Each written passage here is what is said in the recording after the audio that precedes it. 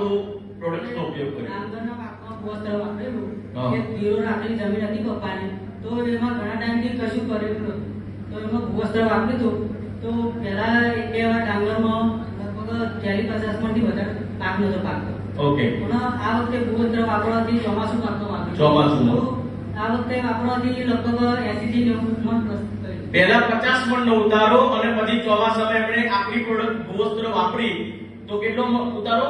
2 વીઘામાં 40-50 મણથી વધારે નતું થયું, પણ પછી 80-90 પ્લસ. 80-90 2 વીઘામાં 40-50 મણ જે જમીન એવી હતી અને આનાથી 80 થી 90 મણનો ઉતારો આવ્યો. મતલબ ડાંગરમાં આપણું ભૂવસ્ત્ર વાપરવું જોઈએ અત્યારે સીઝન છે. અને શું કહેશો ખેડૂતોને? ખેડૂતોને તો મેં કહું કે ફૂટ પણ સારી થાય છે અને એનો સળિયો પણ એટલો બધો મજબૂત હોય કે વાવાઝોડું આવ્યું પણ ડાંગર ઊભી જ હતી. હા હા, વાવાઝોડામાં ડાંગર ઊભી એટલે પડી નહીં, આજુબાજુ બધાના લગભગ પડી ગયેલી અને આપણી ઊભી જ હતી. સરસ સરસ મિત્રો, ખુશ છો તમે?